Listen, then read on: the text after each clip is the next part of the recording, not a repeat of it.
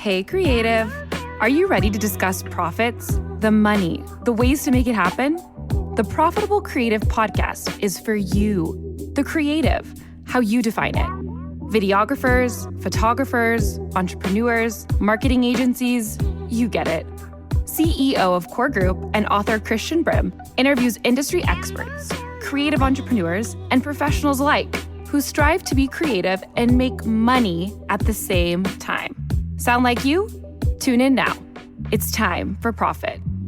Welcome to another episode of The Profitable Creative, the only place on the interwebs where you will learn how to turn your passion into profit. I am your host, Christian Brim. Special shout out to our one listener in Troy, Missouri.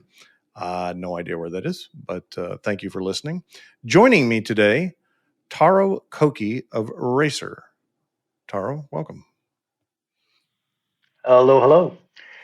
I'm glad to be here. Thanks for having me. Well, I'm glad you're here too. I think this is going to be an interesting interview. So, Taro is a high school friend of my wife, and I don't know exactly where I got the idea, but I'm like, well, I think she was telling me what you do, and showing me, some of your YouTube channel and this and that, and I'm like, oh, that's pretty interesting. Like, he would be a good person to interview, and so we reached out, and you made it happen. So, because I think it's interesting, to tell the listeners that don't know what you do.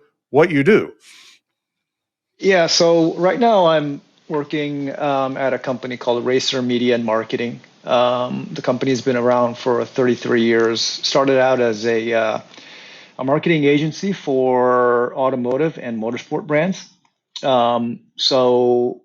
A couple years, probably a couple of years later, they started their own magazine called Racer Magazine.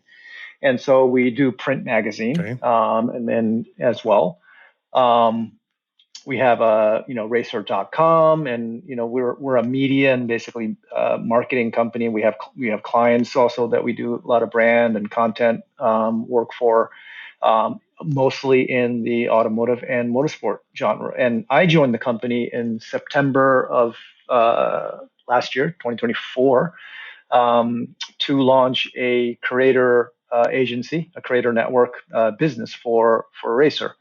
And so what I do is collaborate with creators out there. I'm a creator myself. I've been creating content for over 25 years, both digital and non-digital. I've written, I've hosted, I've had my own YouTube network. So sold that business. So I've kind of been around the automotive and motorsport content, world for pretty much my whole career. So that's why I thought it was a perfect fit for me to join Racer, and they welcomed me in. So that's in a nutshell. That's what I do right now. And that's the abbreviated version. Okay, yeah, exactly. So a couple of questions. So when you say create a creator community, what does that look like in your mind? What does that mean? So, when you look at media, the whole media landscape, Racer as a traditional media company competes with, creators, just like you and I on the feed, right? Right. Like we are on the same platform as anybody. Right. CNN, Road and Track, Fox, NBC, right? For today's user, there's no difference between a Instagrammer that spends 12 hours Instagramming and a news outlet that has 12 hours of programming. It's the exact same thing.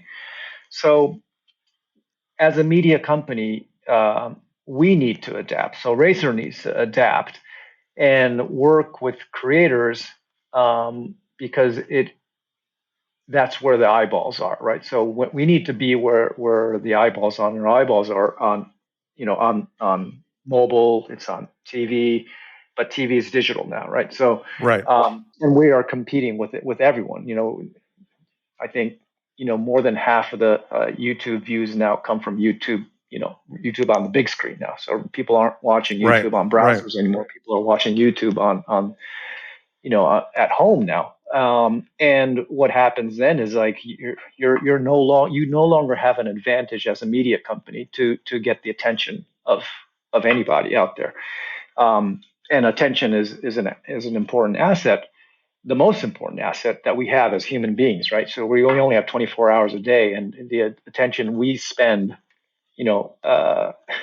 wasting our times on mobile, where everybody's fighting for that attention. So the media company has actually no advantage against any creator out there.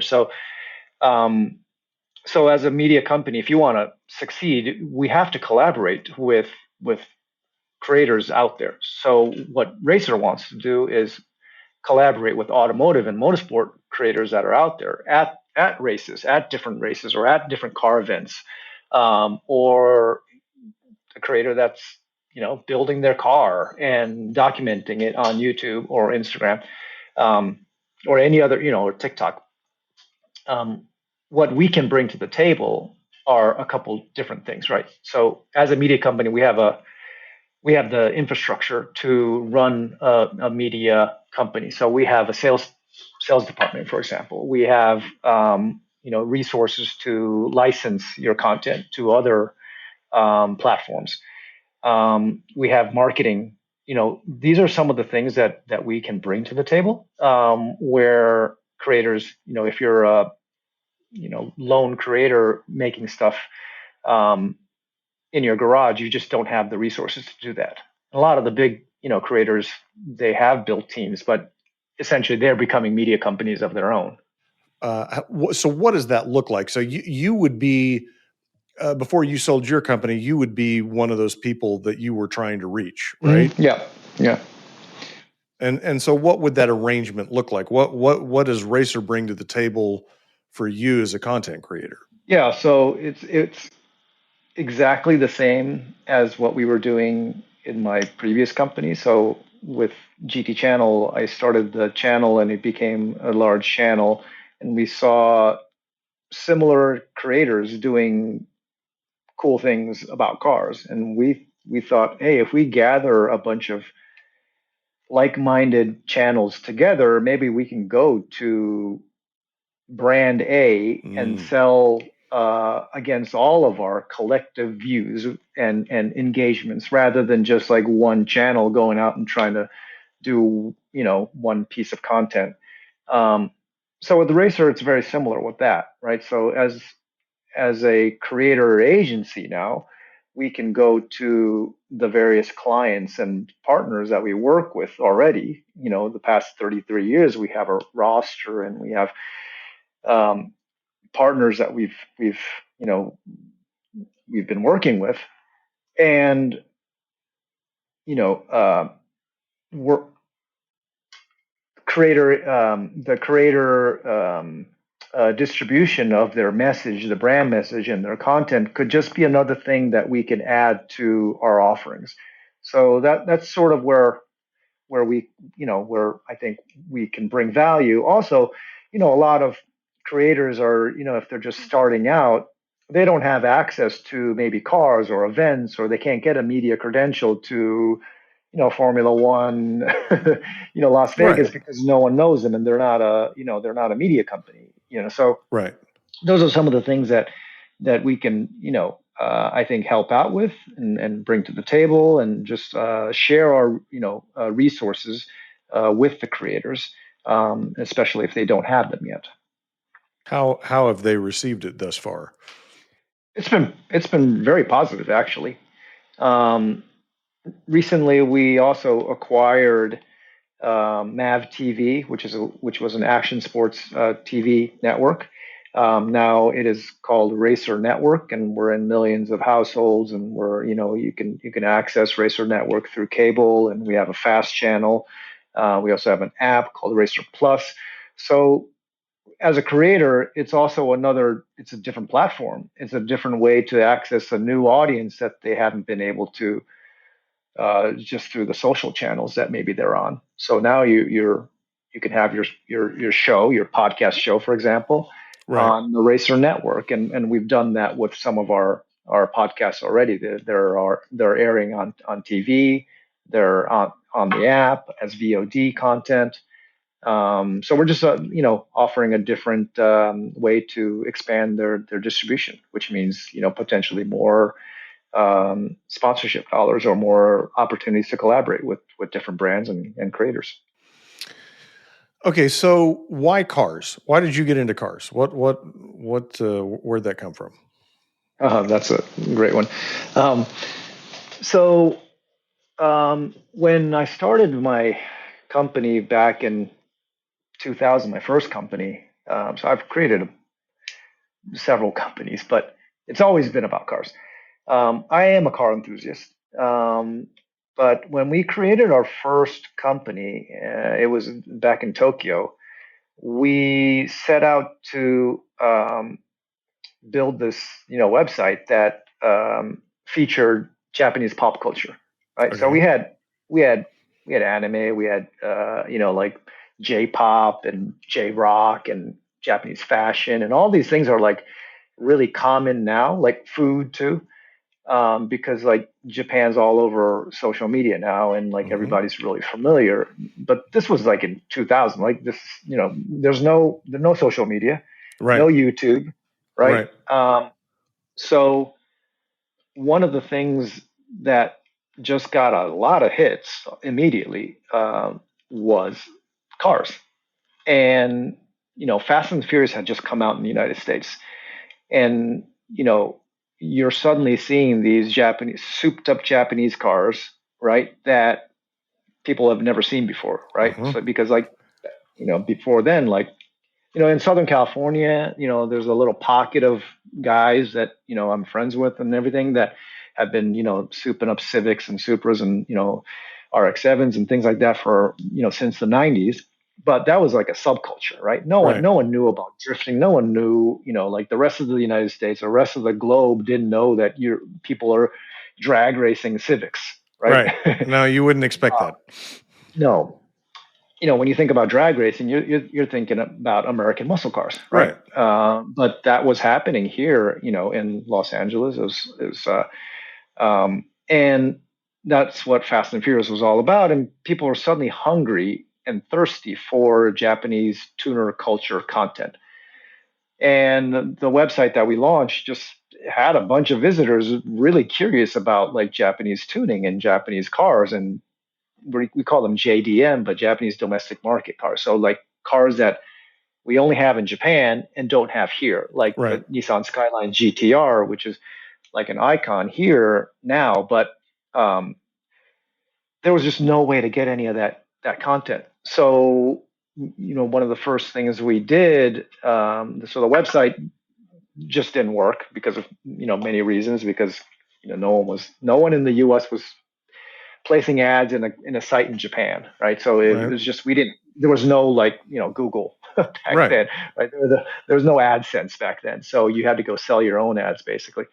But well, the first things we did was we went to a Japanese publisher that had all this content and asked if we can create English versions of this content, and it was video content, and they had these VHS videos. So we started translating these videos into English, putting in subtitles.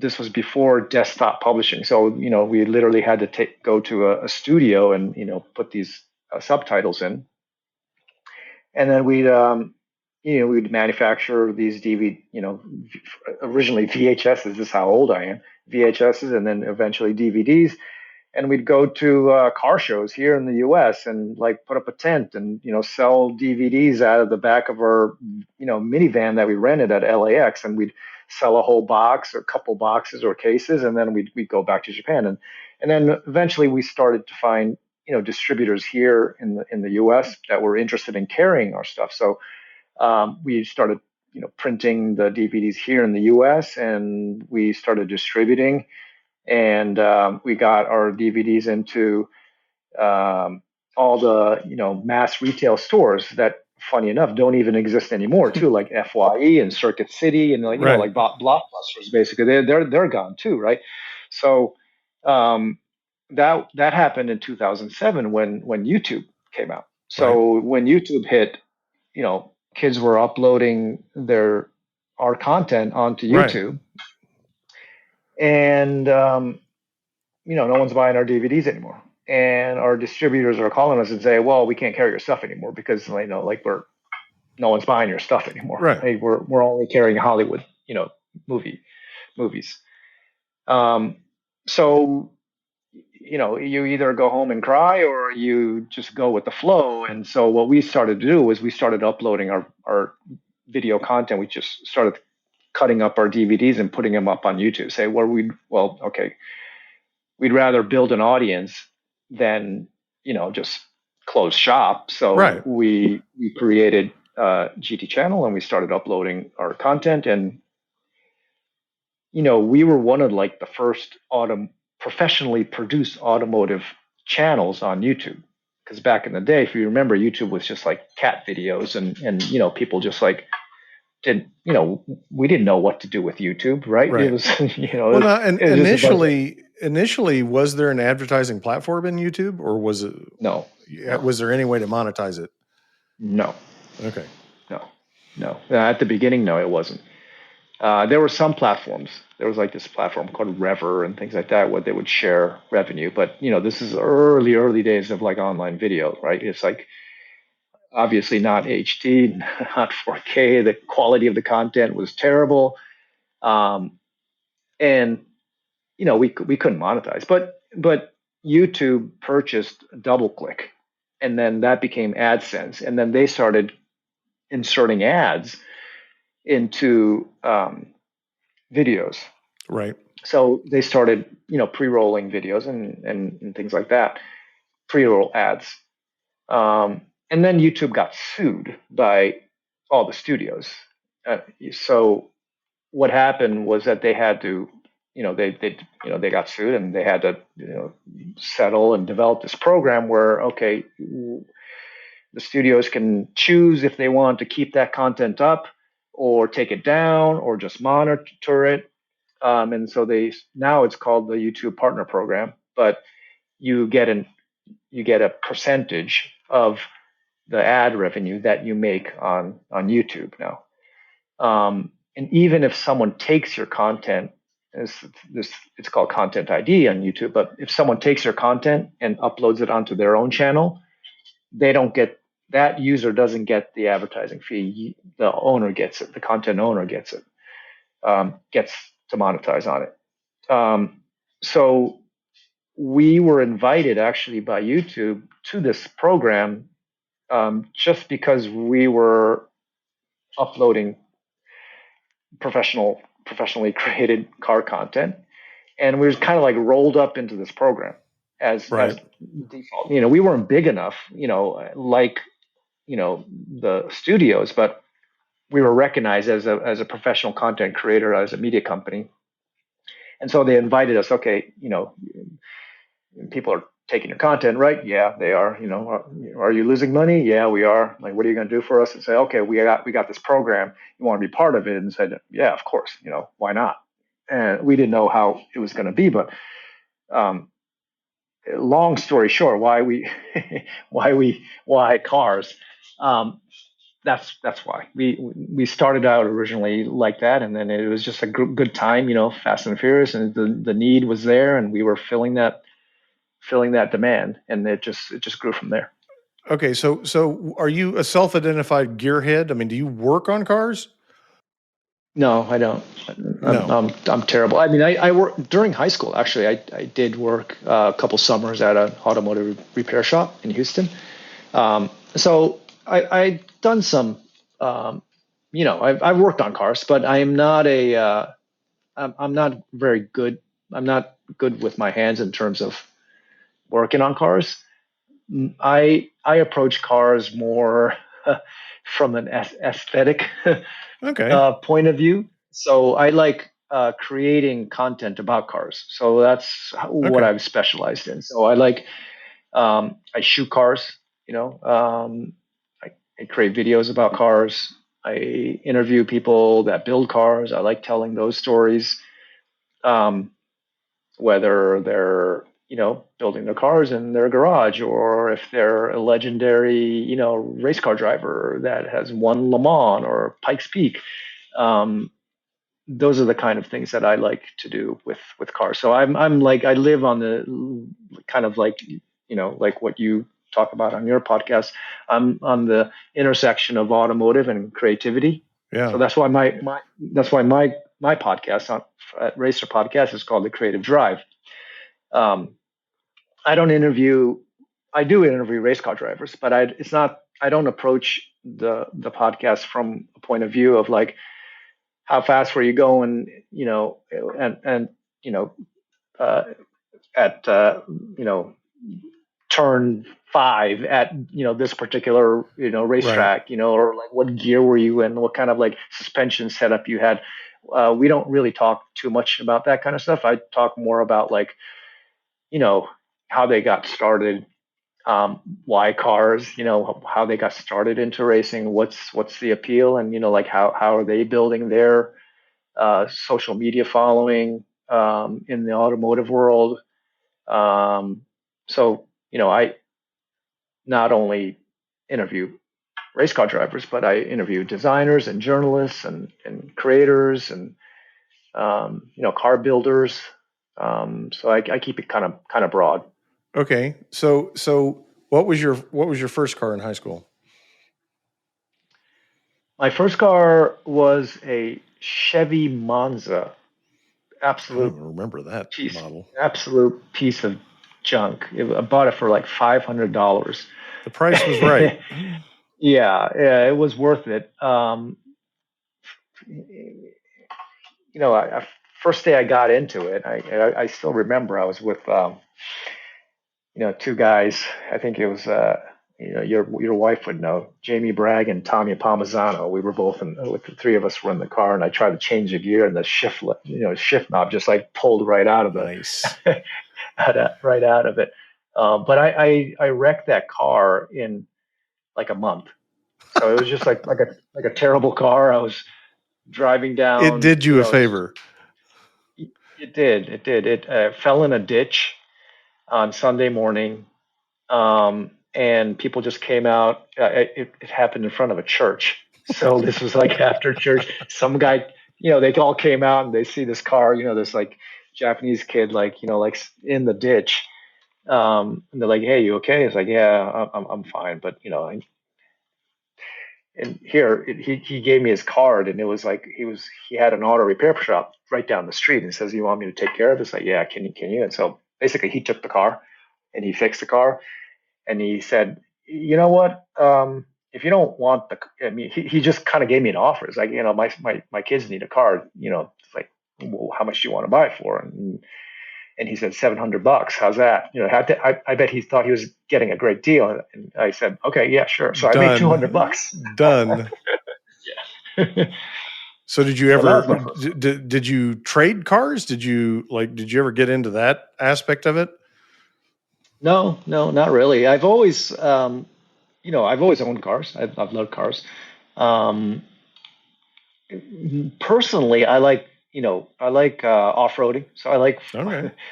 so I've had Jeeps, and I own a Forerunner now. But the subject of my videos have always been like Japanese tuner cars. Most of them are about, the world we live in is about like JDM tuning and drifting and things like that. So I've done like a lot of videos on like drift cars and GTRs and NSXs, and those are the kind of cars and like the subjects that I've made videos and wrote about and things like that. So at what point did you go back to Japan or go to Japan? I don't even know. Were you born here in the States, or were you an exchange student? No. So I was born in Japan, actually. Okay. I was born in Japan. I came here when I was 4. Okay. And then I went back a couple times, but I came to Houston for high school, and I did 4 years of high school, and then I went back to Japan for college. Okay. So Yeah. So I came back here in 2007 to live again. So Okay. I was married, and I came here with my wife, and Is she Japanese? we no, she's Venezuelan, Oh, all right. American, yeah, American, Very American, American arrangement. yeah, yeah, yeah. So she's a Venezuelan American, yeah. And okay, so I heard a rumor, and I think my wife asked me to ask you this about did you play football in Japan? I did, I did. I played American Okay, football. I played college football in Japan. so that was a thing. Okay, I Yeah, never even would have yeah, thought it yeah, was. yeah. Okay, Yeah, yeah, yeah. So I played college football 4 years in Japan. Um, yeah, it was like sort of like the heyday of like Japanese football in Japan. So do they still we play it used to, there? yeah, they do, they do. They still play. It's not as big as baseball and soccer, but back in the day, it was kind of popular, right? And we played Interesting. like at the Tokyo Dome where the Yomiuri Giants play. That's Okay, the dome in Tokyo where like Shohei Ohtani hit the ball and it just went right through the right. roof. But we used to play there. Yeah, so it was kind of a thing back then. Yeah, and we kind of like went over all over. We actually our whole team came to play football at Harvard Stadium too one summer. Interesting. Yeah, so yeah, we Okay, had so I mean, did they play high school football in Japan? Like, I mean, do they you did. don't? Okay, Yeah, all right, yeah, yeah. They have high okay, school. Just like here, they start with flag football, and then they okay, start playing tackle football in high school, and then they have college football. They have a whole semi-pro league too. So after college, you can still play as well. Um, most of the teams are owned or supported by companies. So uh-huh. they're all sponsored by large corporations, and they some most of the players are like employees of the company, but Interesting. um, there's some players that just they basically get paid to pretty much play football. So same rules as American football? I mean, Exact same rules. Yeah, Saxon. yeah. We Okay. follow the yeah. And what position did you play? I played if so. I played cornerback when I was in high school, Mm-hmm. right? Because I'm 5'11", not the biggest guys, and But not I was short. quick. No, but I was quick, so I played cornerback.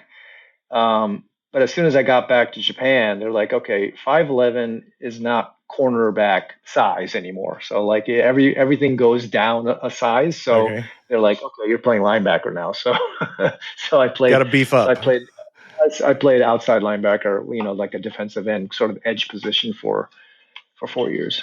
I love that. Okay. Yeah. Stacy said she was going to listen to this episode, so now you have your answer, Stacy. There you go. She also said Yeah. you're an avid surfer. I do. Well, so I live in Redondo Beach now in California. Do you So have to surf if you live in Redondo Beach? Is it like a no, you don't requirement? have to. Okay. No, you don't have to. You don't have to. But most But a do. lot of people do. Yeah. But a lot of people do. Yeah, a lot of people surf here. So we live 10 minutes from the beach, so I can go before work. I can go after work in the summer. I'm probably surfing maybe once or twice a week at least. It's Nice. a really nice situation here, and it's beautiful right now in the summer. So Yeah. I went yesterday. Yeah. Nice. Okay, so I want to circle back to the business aspect of it, and um, one of the things we talk a lot about on this podcast, and is a challenge for a lot of creatives, is that monetization and trading off the passion of creation, what they enjoy doing, with how to make money with it, and it seems like you have a lot of experience through to different um, obstacles on how to actually make money doing what it is that you love to create. How have you been continually successful? Like, are there some principles that you follow, or some words of wisdom that you would share to another creator about how to make that happen? Yeah, I mean it's always a balance, right? You as a creative, you want to do the things that you want to do and Mm-hmm. you're passionate about. But it's not always the best way to make money. Right. But the other aspect is that if you love it, you can really, you know, go through some hard times and try to, try to make it. Right. Um, because you have that drive, right? And Yes. that's sort of like just like sort of like my podcast, the creative drive, is like what drives you, right? And if it's that passion to create content about cars or Cats. cooking, cats, whatever it is, right? Whatever creative thing you're doing, it could be acting, right? It could be painting, Right. whatever it is. Um, if you are passionate about it, you do have that drive um, to someday make it happen. But there's always a balance, though, right? You also have to be kind of realistic about um, like where your situation is Mm-hmm. economically. I think like I mean, if you have the resources to pursue that goal, like, go for it. But you also have to think about, okay, if am I really good at this? You really have to find your unique selling point, as same as any startup, right? Right. What's your USP, right? It's Right. like why are you different? Why are you unique? Because if you're just one out of a million people that are making the same kind of content, it's like you're not going to stand out. So you just really have to find that thing that you're good at, and also you're passionate about at the same time, and sort of like find your own niche, because you really have to be unique in your own way to make it.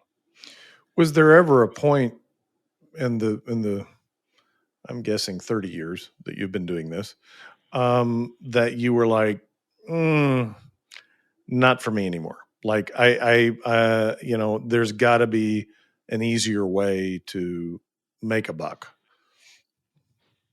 Yeah.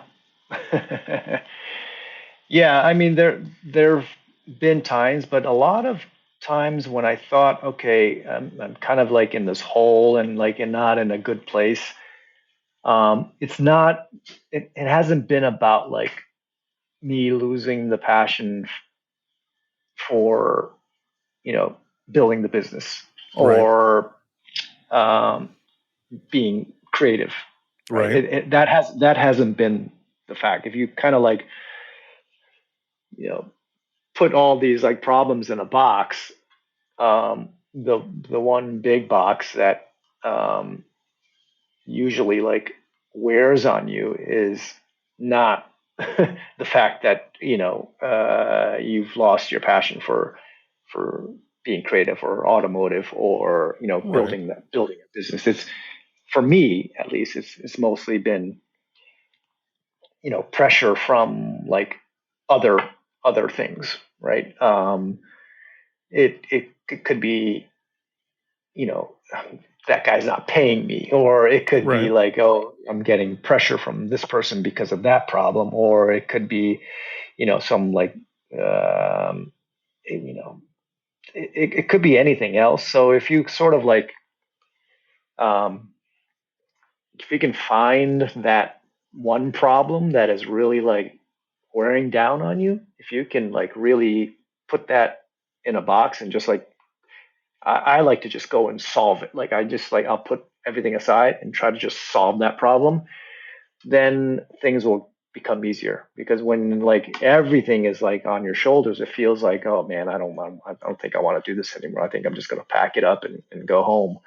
Um, I think sort of like compartmentalizing those problems and like tackling Mm. them one by one is what's helped for me at least. Yeah, I was interviewing the author Todd Henry for the show, and um, he he wrote The Accidental Creative. His most recent book is The Brave Habit. But um, you know, he talked about the Greek word for passion, and I'm going to mispronounce it. It's like parakletos or something like that. But Mhm. the Greek word is actually means suffering. Mm. And he said, when you're passionate about something, you're willing to suffer for it. Um, and, I think a lot of us as entrepreneurs and creatives have had to suffer for it. Mhm.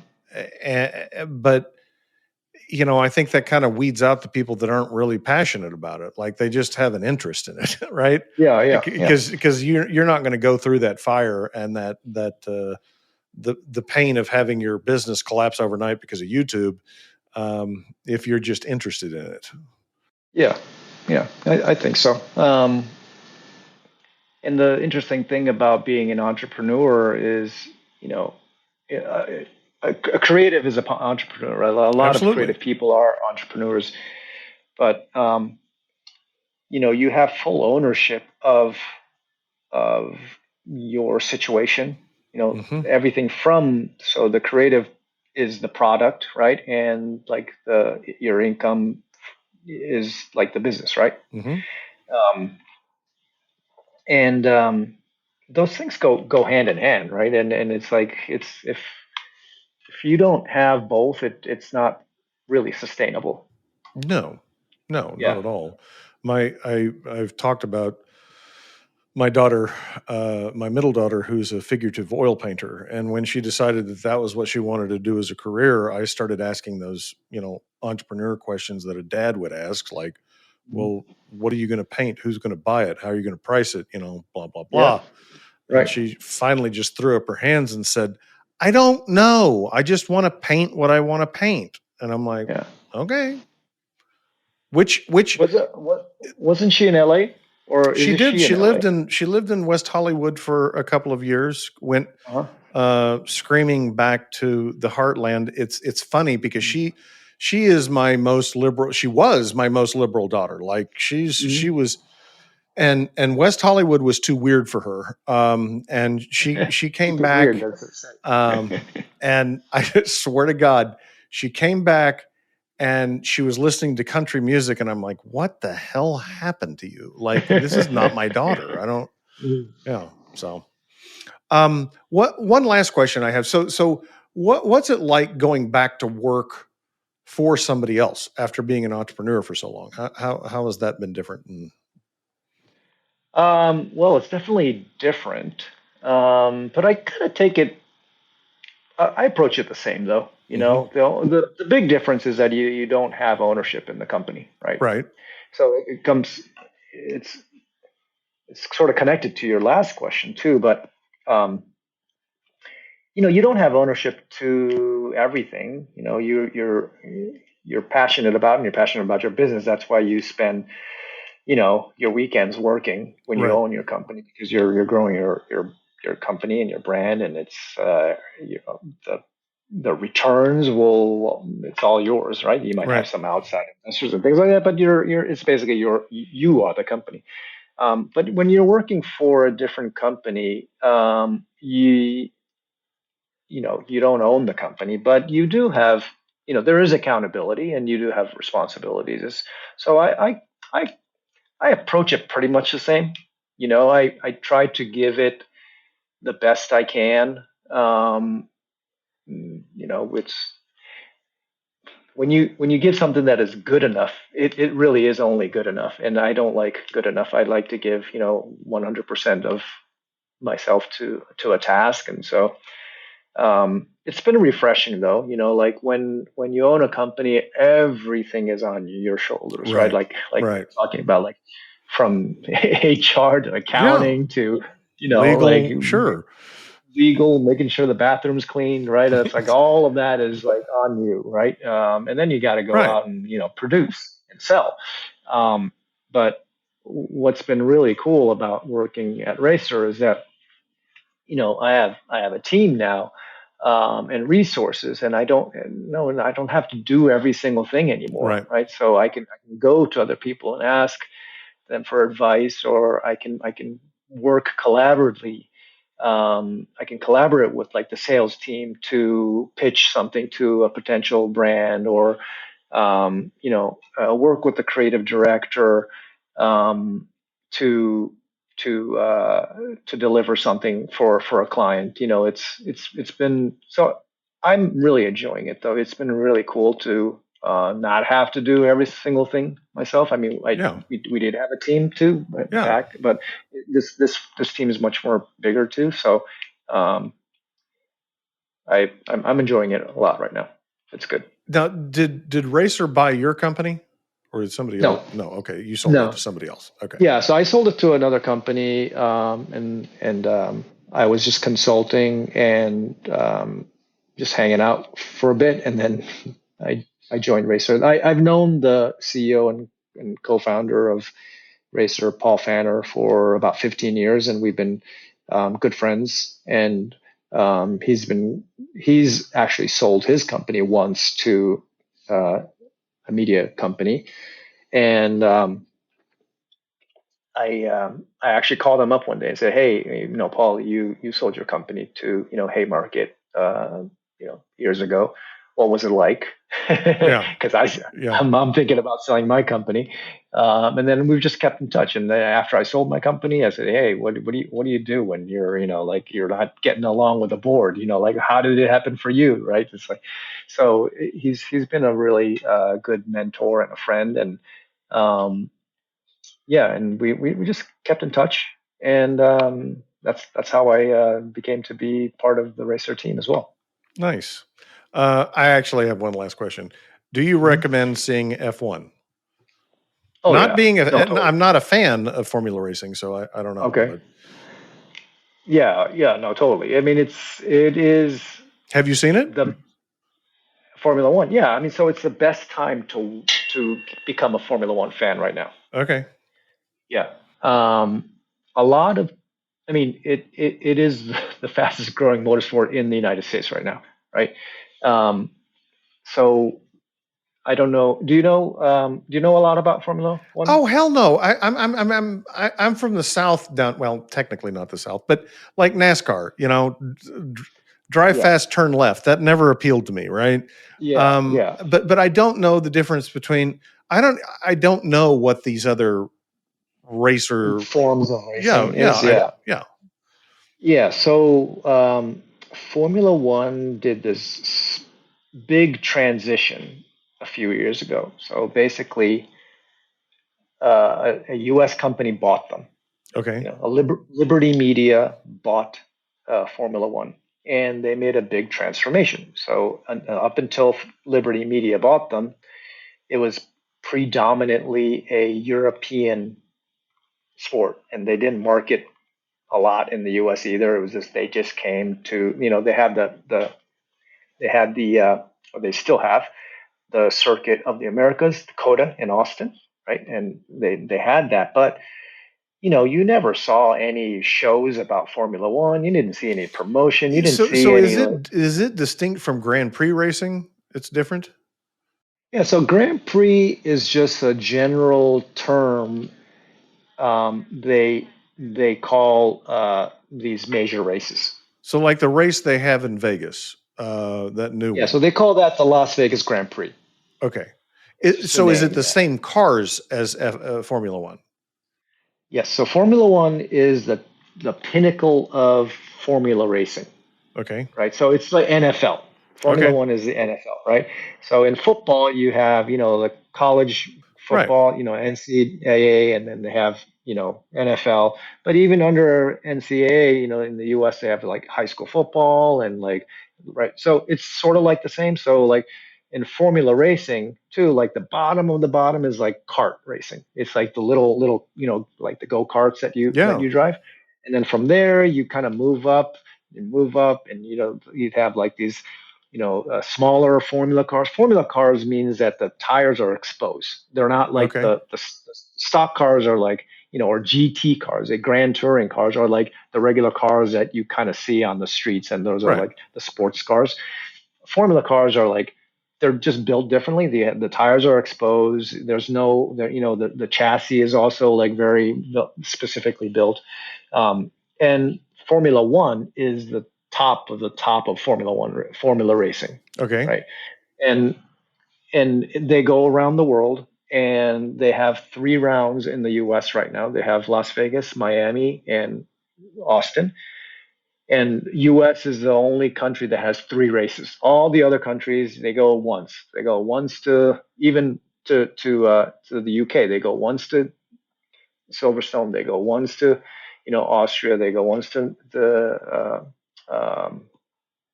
Netherlands. They go once to all these countries, but they come to the U.S. 3 times because Liberty Media bought them, and U.S. is the biggest market in the world, and they wanted to capture. And the one significant move that they made was a Netflix documentary called Drive to Survive. And I'm sure you may have seen it on Netflix, but Drive to Survive is probably in their 6th or 7th season now, and that just changed everything for Formula One. Now, Drive to Survive is basically a reality show about Formula One. So it's Right. basically the Kardashian version of Formula One, Perfect.